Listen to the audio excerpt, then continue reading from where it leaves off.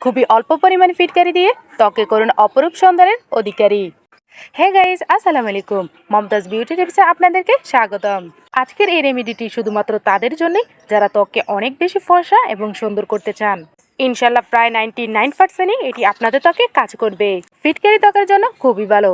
শুধু তাই নয়, এটি দাঁতের বিভিন্ন সমস্যারও সমাধান করে থাকে। সেই সাথে মেস্তা পিগমেন্টেশন এবং ব্রণের দাগও দূর করে থাকে এবং ত্বকে করে তোলে অধিক সুন্দর। ফিটকারি দিয়ে কিভাবে মেস্তা পিগমেন্টেশন এবং ব্রণের দাগ দূর করা যায় সেই সম্পর্কিত আমি একটি ভিডিও আপলোড করেছিলাম। তার লিঙ্ক আমি ডিসক্রিপশন বক্সে দিয়ে দিব, আপনারা চাইলে সেই ভিডিওটি দেখে আসতে পারেন। এই রেমেডিতে আমি এমন কিছু ইনগ্রেডিয়েন্টস অ্যাড করেছি যেগুলো ফিটকারি গুণাগুণকে আর অনেক গুণ বাড়িয়ে দিবে। তো চলুন ভিউয়ার্স, দেখে নেওয়া যাক কিভাবে আপনারা তৈরি করবেন।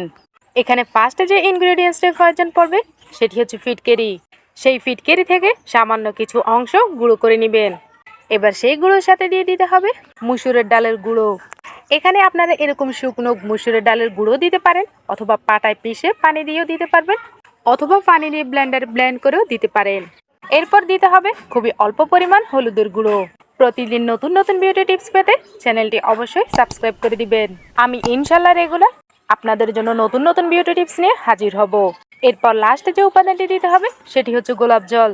ত্বকের সৌন্দর্য বাড়াতে এই রেমেডিটি অসাধারণ। মাত্র প্রথমবার ব্যবহারে ইনশাল্লাহ খুবই ভালো রেজাল্ট পেয়ে যাবেন।